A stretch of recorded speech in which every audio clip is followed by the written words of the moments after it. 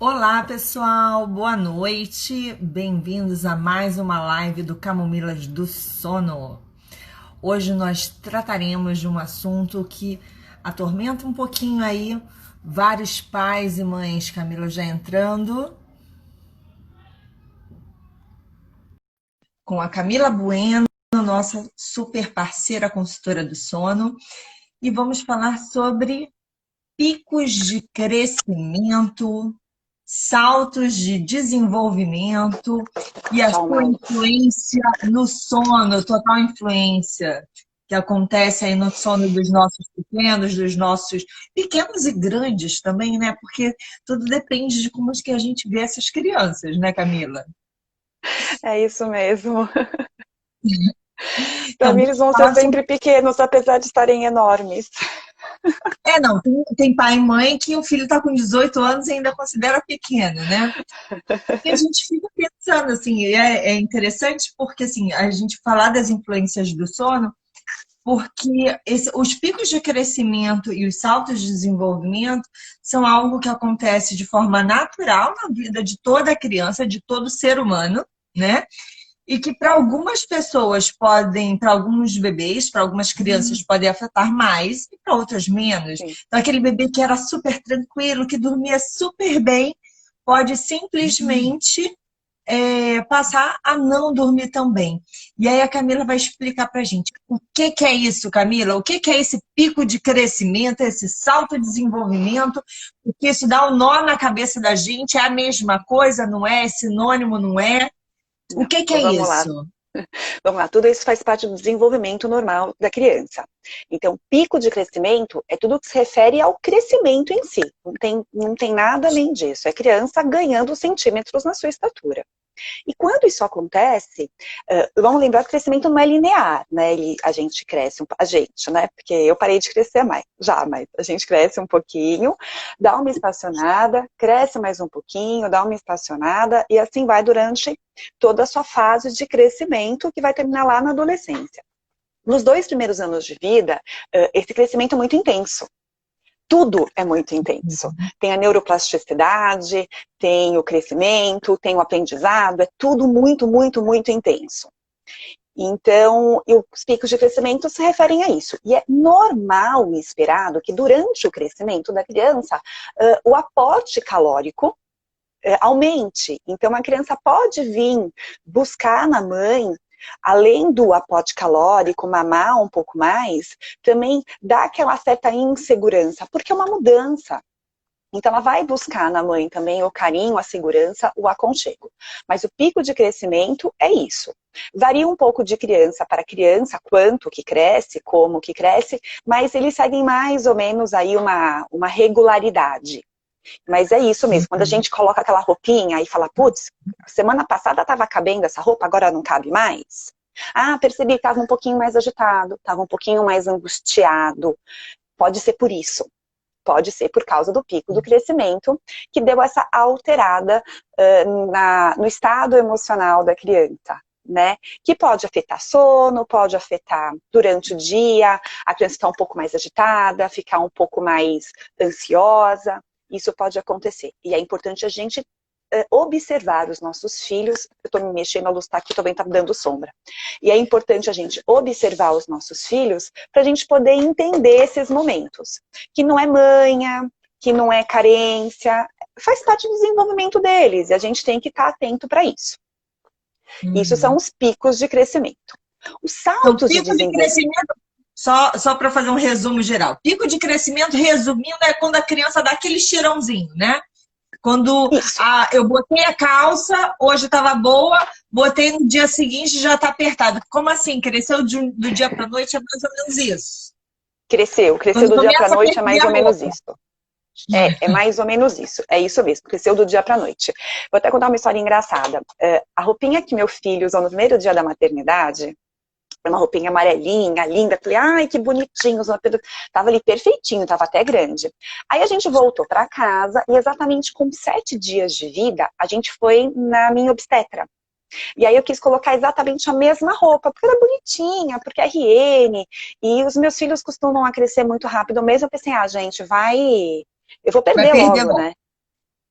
Aline, parece brincadeira, mas só serviu a roupa nele porque no primeiro mês, nas primeiras semanas, eles ficam ainda um pouco encolhidinhos. Porque se meu filho esticasse a perna, não ia caber no macacão. Em uma semana, ele perdeu a roupa. Uma É semana. bem isso. A parte boa de tudo isso é porque eu pude usar do mais velho para o mais novo. Estava praticamente tudo novo. Mas é isso. Isso foi um pico de crescimento, que é até um crescimento normal das crianças, que nas primeiras semanas de vida, que eles crescem mesmo. É isso que a gente tem que esperar, né? Então, é o pico de crescimento e eles vão buscar mais a gente nesses momentos. Ah, faz parte. E o que é o salto de desenvolvimento? Que às vezes confunde, que a gente acha que é a mesma coisa e na verdade não é. Não, salto de desenvolvimento tem a ver com desenvolvimento em si. Então, vamos lá. Durante o processo de aprendizado, as crianças vão testando, vão criando dentro da cabecinha dela as possibilidades, o que a gente chama de hipóteses, vão ali tentando e vão criando os pontinhos. E, de repente, eles ligam os pontos. Quando eles ligam os pontos, eles percebem que eles conseguem fazer criaram essa nova habilidade, conseguiram desenvolver essa nova habilidade, isso causa tamanha euforia e insegurança que também pode afetar o sono. Algumas crianças, dependendo das habilidades adquiridas, elas tendem a exercitar muito, muito, muito essa nova habilidade. Inclusive, até um exemplo que eu vou dar, lá perto dos 6 ou 9 meses, volta dos 6 meses, sabe os joguinhos de encaixe? Que a criança fica querendo encaixar? E desencaixa, encaixa, e desencaixa, encaixa, e desencaixa. E passa assim um tempão querendo tudo encaixar. Ela quer encaixar as coisinhas dentro do aparelho de DVD, quando a gente tinha DVD, hoje criança não tem mais isso, né? Mas na casa da minha mãe a gente ainda tem aqueles toca-discos super antigos e tem o lugar dos cassetes. Os meus filhos amavam apertar o botão e ver o negócio abrir e colocar coisa dentro. Fechava. Apertava o botão e abria e tirava. Essa coisa do encaixe, de repetir, de pôr e tirar, de pôr e tirar. Eles estão aprendendo essa habilidade, estão entendendo o que é isso. Então, até eles condicionarem isso dentro deles, vai ter aí um momento de insegurança, um momento de ansiedade. Quando conseguiu ligar os pontinhos, a gente chama que teve aí o salto de desenvolvimento. É a aquisição de novas habilidades. E essas novas habilidades não são só habilidades motoras. São as habilidades sociais, são habilidades fisiológicas, são habilidades motoras. Tanto que... É a chavinha que vira, né?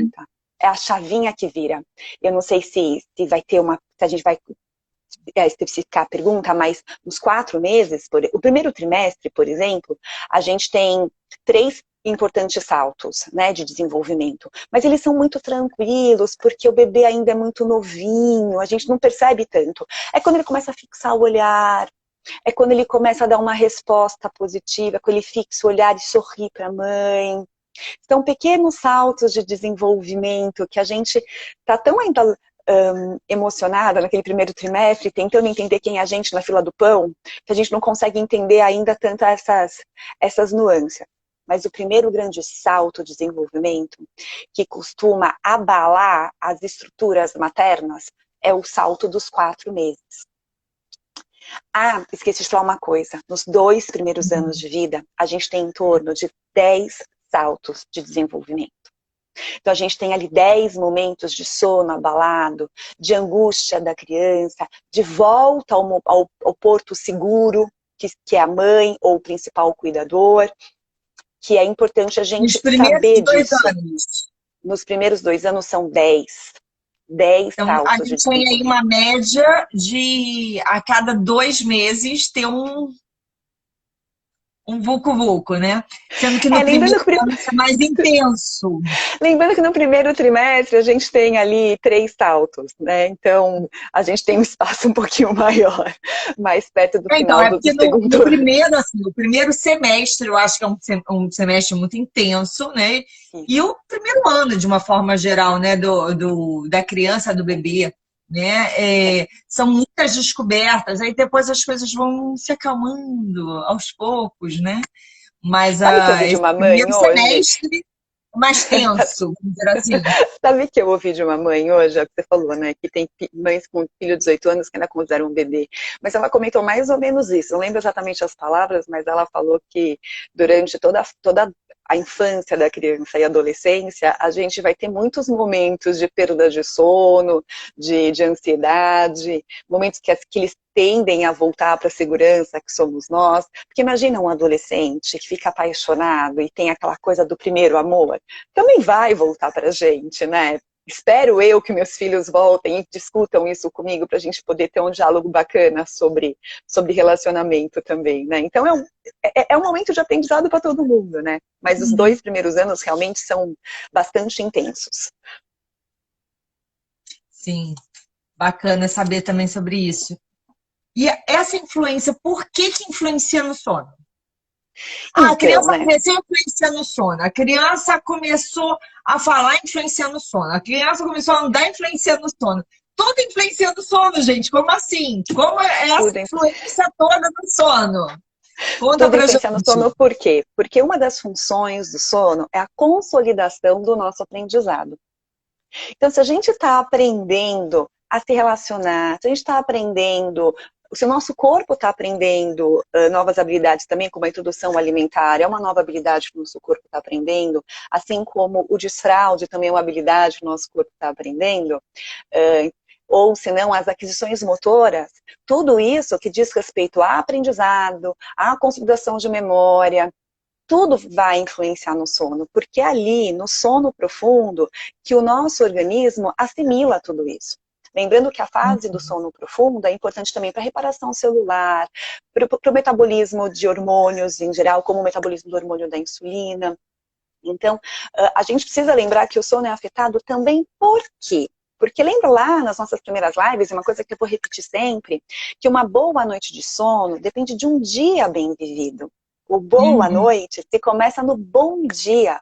E o bom dia é de um bom dia bem vivido mesmo. Então, quando a criança está aprendendo novas habilidades motoras, por exemplo, ou novas habilidades sociais, ela precisa vivenciar essas novas habilidades durante o dia.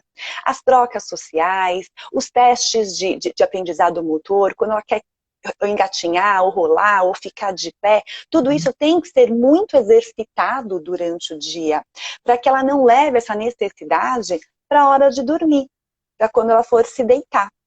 Porque se ela não exercitou todo dia, a cabecinha dela naquele processo de aquisição de nova habilidade está tão querendo aprender e testar e fazer, que ela vai despertar entre os ciclos de sono para poder exercitar isso que ela está aprendendo.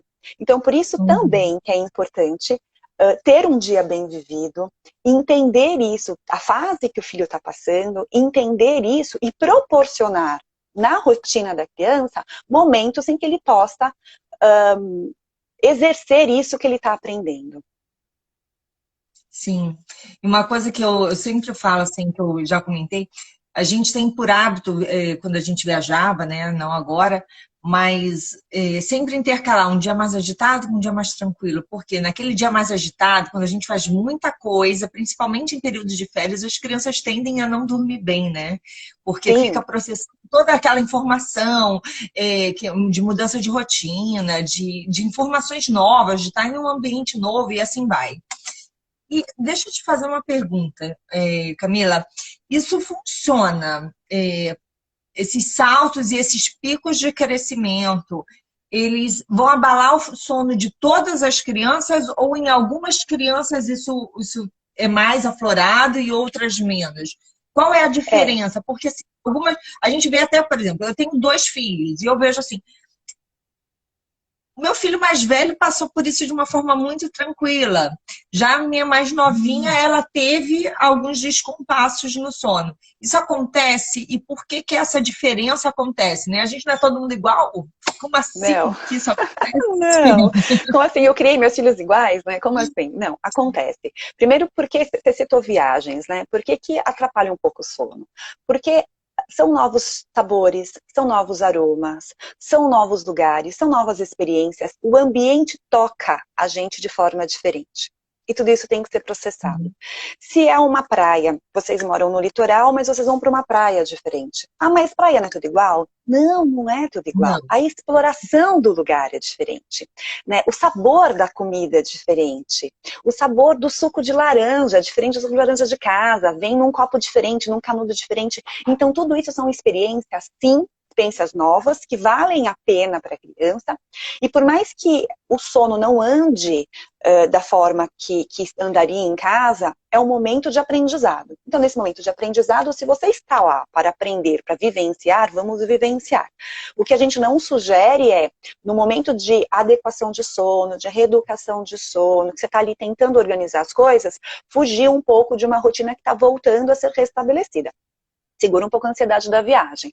Mas, quando está tudo andando normal, uma semana, 10 dias, você está viajando, que isso sai da rotina, fica tranquilo que a criança tende, quando volta ao seu ambiente de origem, a entender que naquele ambiente as coisas são desse jeito e ela volta à rotina anterior. Então, a gente pode até fazer uma live de viagem, acho que vai ser bacana, que eu acho que tem bastante assunto legal para isso.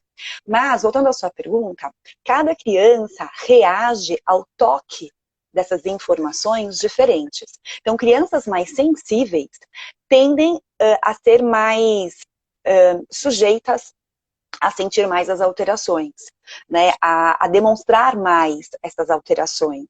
Então, as crianças mais sensíveis, eu também tenho 2 crianças em casa muito distintas e que reagem de formas completamente diferentes aos estímulos, né? Então, o temperamento da criança a gente tem que avaliar, a forma como ela reage, a gente tem que avaliar, a forma como ela entende, não é só a forma como ela reage, mas a forma como ela entende, tudo isso também deve ser avaliada.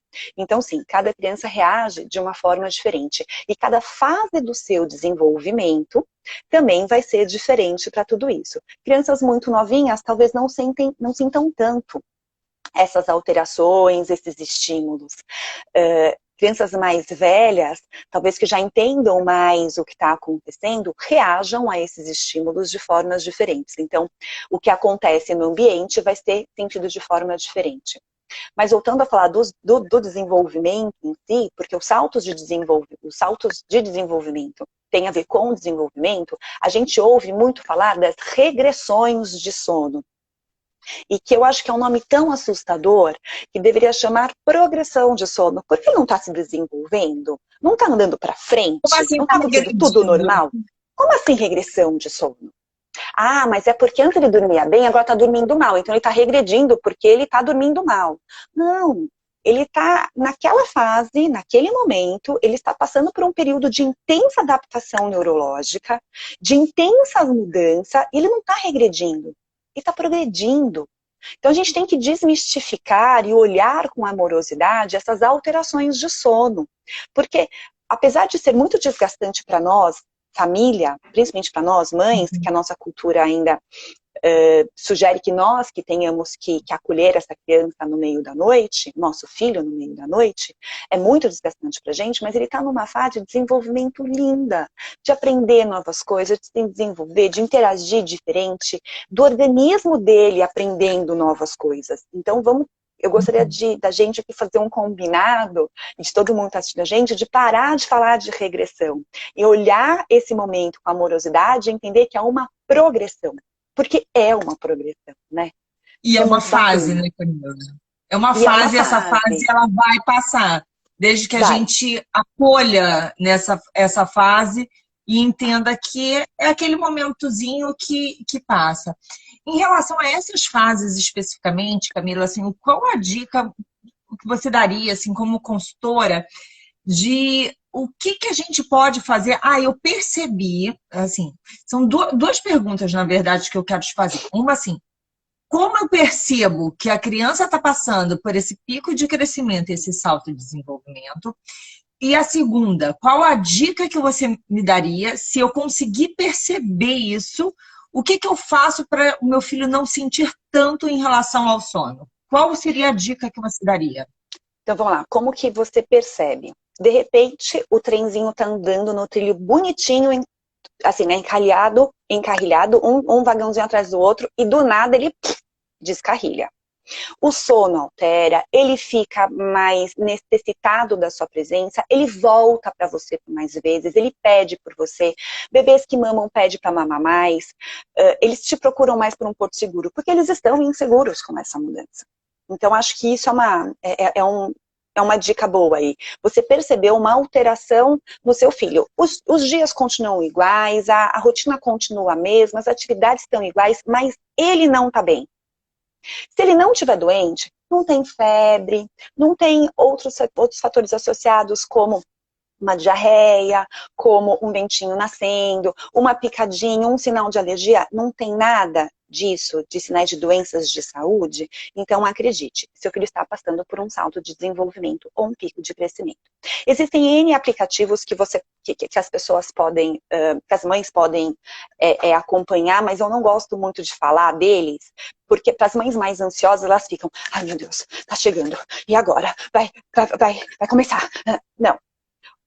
Alinhe expectativa. Se é legal, se você for usar esses aplicativos, como as Semanas Mágicas, por exemplo, que é um aplicativo muito bacana, entenda que, então tá, meu filho tá chegando mais ou menos no 4º mês de vida, que é o primeiro a primeira grande progressão de sono, a mais traumática das famílias, que é a que dura mais. Então, eu entendi que agora vai ser uma fase um pouco mais difícil, estou preparada para acolher meu filho. E qual que é a dica nesse momento? Acolha. E não introduza nada durante a noite que você não queira manter. Então, por exemplo, se seu bebê já está mais tranquilinho, ele não precisa ser embalado para dormir, então você não vai colocar isso além. Você vai se manter ao lado dele, vai passar sua segurança do lado dele durante o dia e durante a noite. Você não vai deixar o seu filho chorando sozinho. Camila, o meu filho não sai do meu colo, ele está muito inseguro. Então você dá o seu colo para ele, mas dá também a sua presença para ele durante o dia. Isso é muito importante. E acho que também é interessante a gente falar quais são os principais saltos de desenvolvimento. Já que eu citei as Semanas Mágicas, então vamos falar quais são os principais saltos de desenvolvimento e o que acontece em cada salto. O que você acha? Dá tempo de a gente falar? Eu pincelo rapidinho. Temos tempo. Eu acho que essa é uma informação que, principalmente para as mães mais, assim, mais ansiosas, a gente fica sempre preocupada, né? A gente quer saber quando é que isso vai acontecer, quando é que não vai. Eu acho que o que você falou que é muito importante, a gente não pode passar essa ansiedade do tipo assim, eu vi lá que tal semana vai acontecer um pico de crescimento, um salto de desenvolvimento, o que seja. E aí isso me gerar uma ansiedade, e essa minha ansiedade eu acabo passando para a criança, e a criança não dorme também, porque a mãe está ansiosa, porque isso vai acontecer. Tem crianças que vai acontecer isso de uma forma muito fluida e outras nem tanto. Mas quais são eles? Conta aí pra gente, eu acho Camila. que o mais importante da informação é a gente saber, a partir do momento que a gente tem a informação, a gente tem a responsabilidade sobre ela. E o uso que a gente faz com essa informação é uma coisa que a gente tem que tomar bastante cuidado e usar essa informação com muito carinho. Então, vamos lá. O primeiro grande salto de desenvolvimento tem aqueles 3 do primeiro trimestre, que é o que eu já falei, né? Quando ele fixa o olhar, quando ele reconhece a voz, quando ele dá um sorriso aquele sorrisinho social de reconhecimento, quando ele começa a segurar o pescoço, isso é um importante salto de desenvolvimento para a criança, porque ele fixar o pescoço, sustentar a cabeça, é ele deixar de olhar as coisas meio deitado, ele começar a olhar as coisas de pé. Isso é uma mudança incrível para a criança. Muda a perspectiva dela.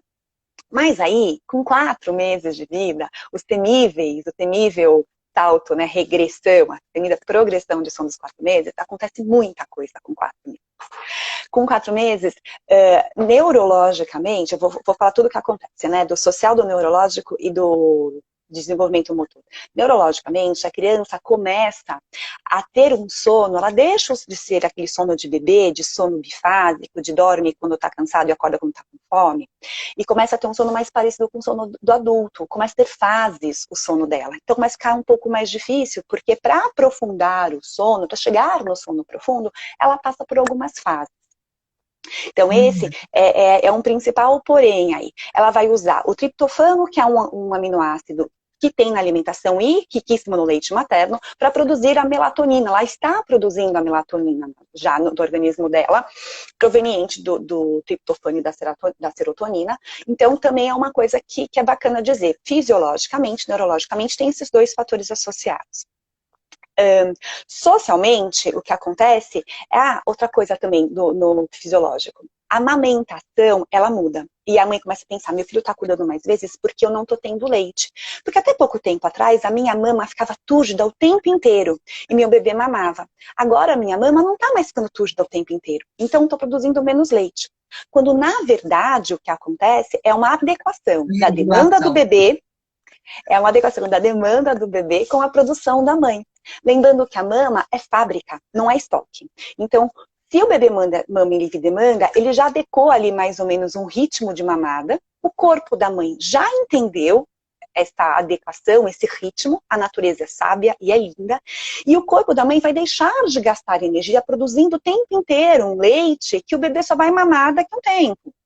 Então, ela começa a produzir esse leite conforme os horários, mais ou menos, da mamada do bebê de livre demanda, porque ele já vai ter meio que engatado isso. E se não tiver produzido o suficiente na mama, conforme a sucção do bebê, conforme a troca de olhar, conforme a ocitocina for sendo transmitida da mãe pelo bebê, ele vai começar a estimular mais a produção do leite na mama da mãe. Então, a mãe que nos 4 meses acha que o bebê está acordando porque o leite está fraco, não tem nada a ver com leite fraco. Se seu bebê está com 4 meses despertando mais, está com ganho de peso, está com crescimento adequado, está dentro da curva, o pediatra está dizendo que está ok, ele só está passando por uma progressão de sono. Só. Outra coisa que acontece também é que o bebê com 4 meses, ele aprende a rolar. Então, olha aí um ganho de desenvolvimento motor. Então, ó, ele está produzindo melatonina, preocupada. Não, eu acho assim, o rolar é uma coisa interessante, eu saindo um pouco do foco, mas eu acho que vale esse apontamento para todas as mães, né? Às vezes a gente fala assim, meu filho está rolando, bota aquelas almofadinhas laterais, né? Para a criança não rolar. Não, deixa a criança rolar. É um papo justamente para isso, mas assim, você falou rolar, eu acho que vale essa dica, né? Gente, não coloquem almofadinha. A criança, ela precisa, sim, desse movimento, principalmente em termos de segurança. Sim, e outra coisa que é importante também, quando a criança começa a adquirir o rolar, e o rolar, ela vai rolar de barriguinha para cima para barriguinha para baixo. E ela não sabe voltar ainda no início. Então, se ela está no charutinho, deixou de ser seguro o tal de charutinho. Então, a partir do momento que ela começou a ensaiar o rolar, as mães que usam charutinho, que são adeptas do swaddle, tira tudo isso. Não vale mais a pena. É perigoso. E nunca, gente, nunca tem que colocar almofadinha, bichinho, cobertorzinho, rolinho no berço. Isso não é seguro. O bebê que começou a ensaiar o rolar, o melhor que tem para fazer durante o dia é colocar um tapete seguro no chão, de fácil higienização, e deixa o bebê ali, um tapete preferencialmente impermeável, que não permita que a friagem do chão atinja ele, mas deixa o bebê praticar isso. Fica ali supervisionando. Pode deixar um brinquedinho não tão distante para ele desistir, mas também não tão perto para ele não se esforçar. E é isso, é um salto de desenvolvimento maravilhoso, porque ele percebe que ele consegue, rolando, chegar onde ele quer chegar. Então isso também vai mudar a perspectiva dele. E ele vai perceber, meu Deus do céu, estou fazendo uma coisa que eu nunca fiz antes, o que eu faço agora? E ele vai voltar para a fonte de segurança dele, e ele vai querer mais acolhimento, e provavelmente ele vai querer um pouco mais de peito. Então, tudo isso vai causar insegurança, mas extrema excitação pelas conquistas, e ele vai pedir para voltar para a mãe também. E que mais? Acho que dos 4 meses é isso que é o mais importante. E tudo isso vai afetar o sono. Aí, passados os 4 meses, a gente tem um outro salto de desenvolvimento muito importante lá por volta dos 6 meses. Que aí também tem novas aquisições. E as 2 principais aquisições dos 6 meses é o sentar independente de forma ereta, e isso é um preditivo para a introdução alimentar e a própria introdução alimentar. E aí, de diferença, o que vai acontecer? O organismo da criança vai estar em contato com nova textura, com novos sabores. O sistema digestivo dele inteiro vai ter que se adaptar a tudo isso. Então, pode ser que tenha gases no meio do caminho, pode ser que tenha constipação no meio do caminho, pode ser que a introdução alimentar não aconteça na velocidade que a mãe gostaria que acontecesse, gerando um pouco mais de ansiedade na mãe. Pode ser que a criança não queira o alimento, ela está sentando direitinho, mas ela não tem a curiosidade para o alimento. Ela quer pegar aquela textura e ela quer brincar com a banana. Ela não quer comer a banana. Ela quer pegar a maçã, ela quer bater a maçã na mesa porque faz barulho. Ela não quer comer a banana. E tudo isso faz parte do processo de desenvolvimento dela. Alimento, né? E todas essas descobertas vão influenciar o sono também. Eu acho bacana. É mais um outro ponto que eu gostaria de dar uma ressalva aí no que você está falando, Camila. A ansiedade, às vezes, da própria introdução alimentar, né? Que a gente fala, a gente fica na cabeça assim, a introdução alimentar com 6 meses. É como se a criança tivesse 6 meses e um dia ela tem que começar a comer. E, na verdade, não é. E come tudo, né? Cada criança ela tem o seu tempo e onde a gente consegue perceber isso é justamente se a criança está conseguindo sentar. Se a criança estiver conseguindo sentar, ela está apta a iniciar a introdução alimentar. Sendo que no primeiro ano, gente, a comida é um complemento. A comida não é a fonte principal de energia dessa criança. E aí, por que eu estou falando isso? Porque eu estou percebendo, na verdade, que durante a pandemia tem muitos pais que, por estarem nesse momento com seus filhos em casa, falam assim, já que eu estou em casa, eu vou aproveitar para iniciar um pouquinho antes a introdução alimentar, porque eu já estou aqui, né? Então, assim, tomem cuidado para a gente não adiantar fases. Isso. Né? Esse adiantar de fases, na verdade, tem uma repercussão que não é legal. Não é legal a gente adiantar a introdução, não é legal a gente adiantar o desfraude, porque quem dita o momento, infelizmente, gente, a gente tem que colocar na nossa cabeça, quem dita o momento não são os pais, é a criança. No seu o tal do respeito mútuo, né? Respeitar o momento da criança. Respeitar o momento, a fase da criança, né? Então, assim, mas eu quero que meu filho desfraude. Não, gente, se a criança não está pronta para desfraudar, vai ser traumático para a criança e vai ser traumático para os pais também, né? Que vão ter que ficar para os pais e para a criança. Então, não vale a pena. Uma outra coisa que é importante também falar dos 6 meses é que normalmente, por volta dos 6 meses, e eu digo normalmente porque não são todas as crianças que fazem exatamente essa transição no mesmo momento, mas é normalmente por volta dos 6 meses, a criança está transicionando para 2 sonecas. Uma soneca no meio da manhã, uma soneca no meio da tarde. E isso também é importante, porque essa história da transição de sonecas também pode ser uma outra live pra gente falar, a história da transição de sonecas costuma tirar o sono das mães, porque, o meu bebê não tá dormindo bem, o que eu ouço muito nos grupos de mães que eu faço parte, quanto tempo tem que durar a soneca? Quantas sonecas tem que ter? Quanto tempo meu filho aguenta acordado? Calma, cada criança é uma criança, cada momento é você tem que olhar a tua criança com amorosidade e entender qual é o ritmo deles. Né, e colocar ali o ritmo do dia, como a gente falou na live passada, da rotina de acordo com as demandas do seu filho. Mas isso também é uma coisa muito importante que acontece. O amadurecimento neurológico do bebê está em um processo tamanho que antes ele ficava acordado meia hora com 1, 2 meses de vida, agora ele está ficando a maior parte do dia acordado, tendo só 2 sonecas durante o dia. 2 sonecas ali de 1h30, 2 horas cada uma. Média, tá, gente? Média.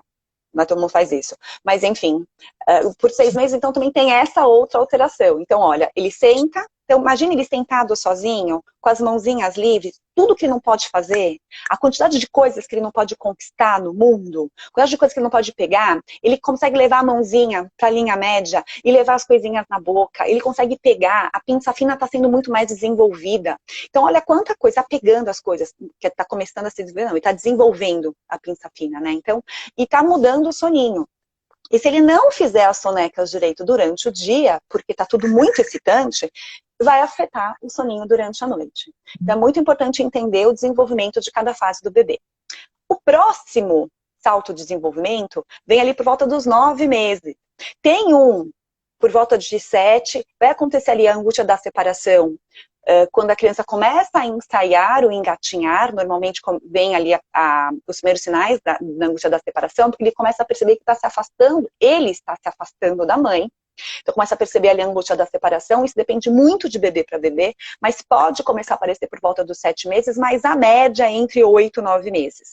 Então vamos lá, entre 8 e 9 meses a criança está engatinhando, o mundo está sendo conquistado por eles, então imagina, eu posso ir aonde eu quiser sozinho. Olha como isso é Não, e assim, incrível. caiu a ficha, eu não sou minha mãe, né? Caiu a ficha, eu não sou minha mãe. Não sou minha mãe, eu posso conquistar o mundo, eu quero pegar a bola que está lá do outro lado da sala, eu vou engatinhando até a bola. Eu não preciso mais ficar apontando e chorando, esperando que alguém me ouça e vá me buscar a bola.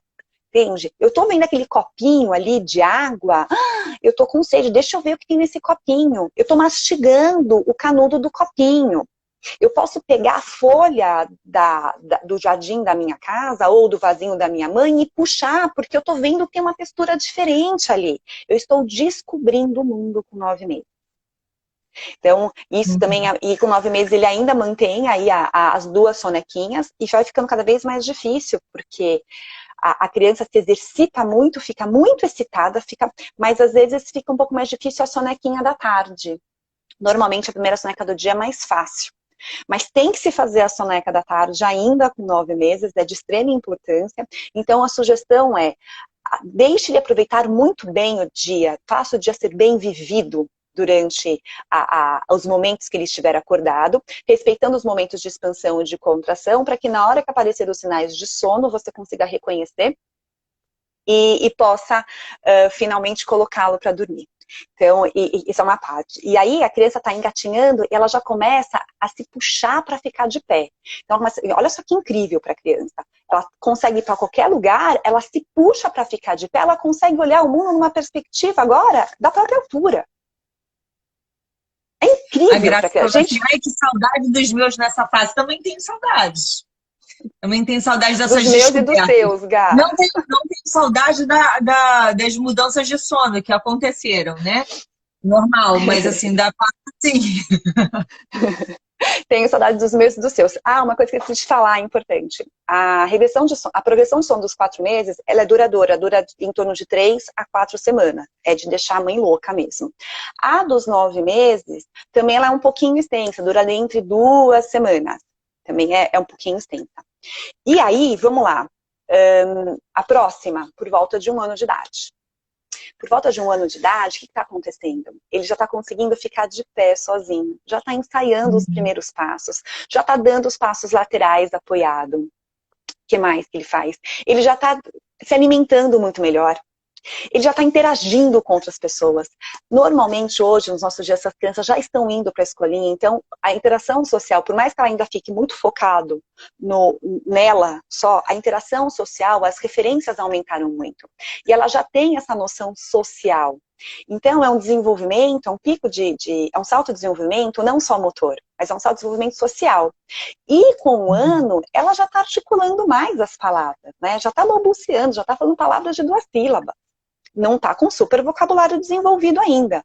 Mas ela já sabe falar algumas coisas. Ela já sabe pedir o que ela quer. Ela já sabe negar o que ela não quer.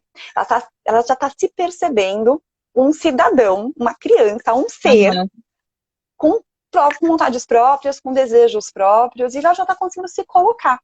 Então, e com volta de 1 ano, na verdade, por volta de entre 12 e 15 meses, normalmente, quanto mais perto dos 15, 18 meses, melhor. Mas algumas crianças já começam a dar sinal dessa transição de sono de 2 para 1 soneca. E isso também embaralha um pouquinho a rotina dos pais, o entendimento dos pais, que é mais um salto aí de desenvolvimento, que é importante, que é nessa fase. E alguns autores trazem para a gente também alguns sinais da angústia da separação, que ficou já mais leve. Ela deu sinais do começo dela, lá por volta dos 8, 9 meses, mas por volta dos 12, 13 meses, ela dá sinais novamente. Justamente por causa disso. A criança está se sentindo muito indivíduo. Ela já está andando, já está correndo, já está fazendo, já está falando, e de repente dá aquela coisa de eu estou muito só no mundo, eu quero voltar para minha mãe. A minha mãe é a minha segurança. Então, dá um pouco desses sinais de angústia da separação por volta dos 12, 13 meses de vida, também, que também faz super normal, faz parte do desenvolvimento da criança. Não quer dizer que a gente vai ter que estar com essa criança no colo, pendurado na gente o tempo inteiro. A gente tem que se fazer disponível para eles sempre, porque nós somos a segurança deles, mas a gente tem que deixá-los explorar o mundo dentro da segurança deles. Sempre, mas deixá-los explorar, que é muito importante. Não vamos não é cortar, nós não vamos limitar a exploração da criança. Limitar esse acolhimento, né? Isso. Mas uma coisa que eu acho interessante até frisar, assim, que até essa mudança das sonecas, né, de tarde, da frequência das sonecas, isso vai variar, lógico, tem uma média das crianças e tudo, mas vai variar de criança para criança. E tomar muito cuidado, né, Camila, que tem muita gente que fala assim, não vou deixar meu filho tirar a soneca da tarde para ele dormir melhor. E às vezes isso é um grande equívoco, né? Que aí a criança fica mais agitada, mais angustiada, e aí não consegue dormir tão bem.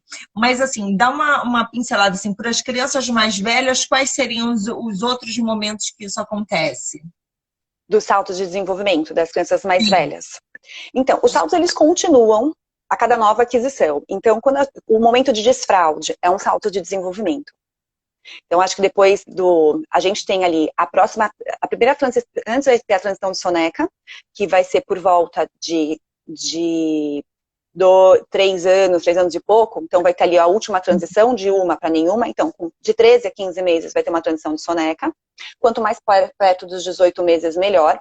Aí vai vir o desfraude, que também é um salto de desenvolvimento muito importante, é um marco muito importante na vida da criança. E lembrando, uma coisa que eu acho muito importante falar também, que afeta o sono. O desfraude diurno e noturno não precisa necessariamente acontecer no mesmo momento. E alguns autores trazem pra gente que a criança ainda tem a enurese, não tem o controle total da enurese noturna até por volta dos 7 anos de idade. Então, se tiver alguns escapes noturnos aí, meu filho já desfraldou, já tá com 5, 6 anos, já desfraldou vez ou outra, gente, pelo amor de Deus, é normal. Tem muitas outras coisas que podem influenciar nisso e a gente tem que avaliar sempre o todo. E o desfraude pode afetar o sono. Se preocupar, na verdade, com esse xixi da noite, se escapou, só se, assim, depois passou a primeira infância, lá com 8, 9 anos, continua tendo, aí tem que ser realmente visto. Mas na primeira infância, isso é normal. Mas isso não acontece. Eu vou dar um exemplo aqui da minha casa, tá? Os meus filhos raramente fazem xixi à noite. E o meu filho mais velho, ele acorda para fazer xixi. Ele acorda, né? Eu falo, filho, não precisa avisar, mas ele vai lá na minha cama e fala, mãe, eu vou fazer xixi. Eu falei, tá bom, vai lá, faz xixi e volta a dormir. E assim, é normal, né? Assim, e às vezes ele já aconteceu também, dele virar para mim e falar assim, mamãe, não deu tempo, fiz xixi. Aconteceu, e a gente levar isso numa boa, né? Levar numa boa do tipo assim, tudo bem, não é? Vamos lá, se troca, vamos lá, limpa aqui. E não assim, poxa, como assim? Você já tá velho e vai fazer xixi na cama. Porque eles ainda estão na primeira infância e isso ainda é normal, né? Sim, ainda é normal e faz parte. Então, o desfraude vai ser e o momento do desfraude noturno pode afetar o sono noturno, sim. Então, não tem nada de errado, segura a expectativa pai e mãe, segura a ansiedade, vamos alinhar aqui as expectativas, porque é muito importante entender isso. E eu vou falar até uma experiência minha aqui. O meu filho mais velho, quando eu tinha 2 anos, quase 3 anos, ele começou a dar sinais, para mim, claros, de que ele estava na fase de desfraude, né? Então, o que ele começou a fazer? Era verão, ele ia fazer 3 anos, todo mundo desfralda antes dos 3, né? Então, estava quase fazendo 3 anos, super verão, ele não queria ficar de roupa, não queria ficar de fralda, queria ficar pelado. Inclusive, ele gosta de ficar pelado o tempo inteiro. Eu disse, tá querendo ficar pelado, desfralde, verão, vamos que vamos. E o irmãozinho estava com 3 para 4 meses na época. E aí eu percebi que ele não segurou o desfralde, ele não estava querendo ficar ele não estava dando sinais de desfraude, ele só queria ficar pelado. E ele não deu conta. E aí afetou a fala, e afetou a segurança, e a gente foi fazer fono, enfim. Então, o que eu tô querendo dizer com isso? Uma ansiedade, uma expectativa minha, de não entender, de não olhar para ele com o devido respeito, de não entender os sinais que ele estava dando pra gente, acabou afetando negativamente o desenvolvimento dele. Aí, o que eu fiz? Eu voltei. E aí, depois de, sei lá, 20 dias, o moleque vira pra mim e fala, mamãe, não quero mais fralda. Não quero mais fralda. Mesmo assim, eu mandava pra escola, meia dúzia de cueca, mais 3 fraldinhas. Mandava. E não precisava, porque ele ia sozinho. A gente só deve ir fazendo desfralde à noite, porque à noite ainda tinha um pouco de enurese, não era muito, mas às vezes davam os escapes. E foi esse o sinal claro dele, desse desenvolvimento. Mas nessa fase que eu não entendi o sinal, ou que eu entendi o sinal de forma errada, que eu não tive essa empatia e esse olhar adequado para ele, foram noites muito difíceis. Muito difíceis. Né? Então, eu estou trazendo aqui a experiência da minha casa. Você pensa, mas você não estuda, você não lê, você não sabe? Cara, eu li errado, meu filho. Eu comi bola. É justamente né? isso, né, Camila? Assim, às vezes é a nossa expectativa em relação aos nossos filhos, do tipo assim, já tá na fase, é isso, né? E assim, é uma ansiedade nossa. Eu não olhei meu filho como ele deveria. Eu não entendi que era uma brincadeira.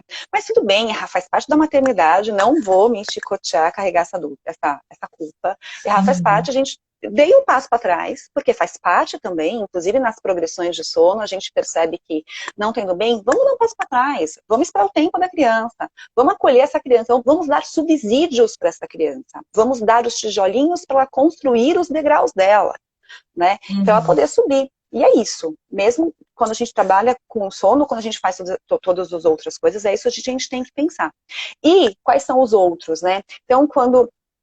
aí não são fases exatamente, aí cada criança tem a sua fase, mas tem algumas situações do desenvolvimento da criança, do desenvolvimento social da criança, que podem causar regressões de sono. Como, por exemplo, mudanças de escola, mudanças de ambiente, situações familiares, perdas de ente querido, tudo isso pode causar algumas alterações de sono. Principalmente mudanças de escola, assim, alcanços muito sociais, e mudar essas referências sociais de espaço, de referência de professor e referência de amigo, mexe bastante com a criança e afeta bastante o sono da criança. E situações como essas que a gente está vivendo, né? Também são coisas que afetam bastante o sono da criança. Assim, a criança passou a não ir para a escola. Não, começou a pandemia, agora o sono do meu filho mudou, gente, de todo mundo, né? Então, assim, essa readaptação, essa ansiedade de todos, eu acho que nós, como pais e tudo mais, o que é que a gente, como a gente vai lidando com isso, isso vai afetar diretamente. Camila, a gente já está com o tempo super mega estourado. Esse é um papo que, se deixar, a gente fica o dia inteiro falando, né? Eu acho que é papo para muitas lives, para muitas dicas, mas assim, para a gente fechar, né? E encerrar com uma chave de ouro, eu queria que você, assim, qual a dica de ouro, aquela dica assim que você daria para as mães em relação à influência que um pico de crescimento tem, que um salto de desenvolvimento tem? O que que você falaria para as mães? Qual é a dica de ouro? Assim, essa dica assim vai ser para encerrar a noite bem, assim, Elas sorrindo. Vão me matar. Elas vão me matar. Calma, paciência, respira, não pira, que isso vai passar. O que não quer dizer que você tem que ficar a noite acordada, hein, claro. Não, não é isso que eu estou dizendo. A gente falou, deixa a criança exercitar durante o dia, promova momentos com ela agradáveis durante o dia, enche os tanques dela durante o dia, que isso vai ficar mais leve durante a noite. Mas, o mais bacana de tudo, eu esqueci, monte sua rede de apoio. Tá pesado para você? Passa a bola.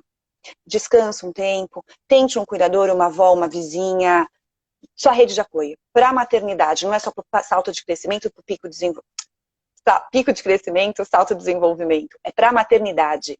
Rede de apoio. Crie sua vila. É muito, muito, muito importante.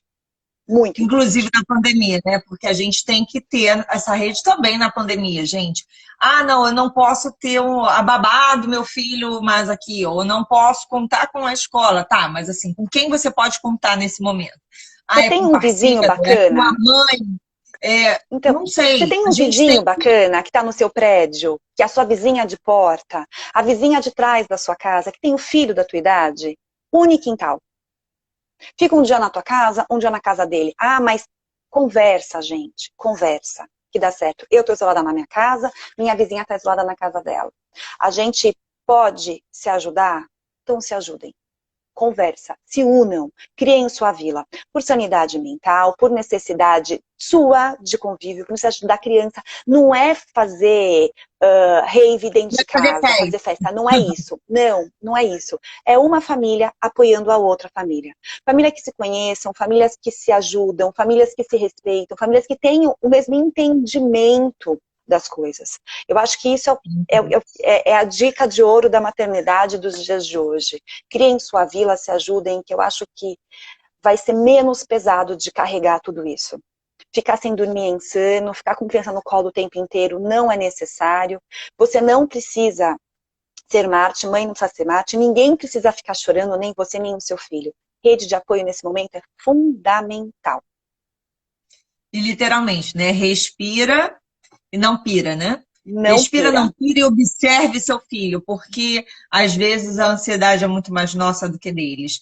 Camila, muito, muito, muito obrigada. Gratidão por mais essa live, por mais esse bate-papo, porque eu acho que isso ajuda muitas famílias, muitas mães. A gente sabe que nem todo mundo pode estar aqui assistindo, mas fica disponível no IGTV aí da 5D Kids. Vejam, tá? A Camila também está gravando uma série de vídeos que eu estou postando aos pouquinhos aqui na 5D Kids. Então, acompanhem, porque tem muita dica bacana. E para a gente conseguir ter uma maternidade muito mais leve, dias muito mais leves, né? A maternidade mais descomplicada. E não só uma maternidade, tá, gente? Porque aí a gente fala de mães e fala de pais também, porque os pais também aí estão juntos, muitos pais aí juntos com as mães, falando muito, ajudando muito, né? E em parceria plena, tá? Gratidão, Camila, e espero você na próxima quarta e todos vocês na próxima quarta-feira em mais uma live da Camomilas do Sono e convido todo mundo, gente, segunda-feira agora, dia 31/8, a gente vai ter um encontro também muito bacana sobre as 5 linguagens do amor para deixar as famílias ainda mais felizes, tá?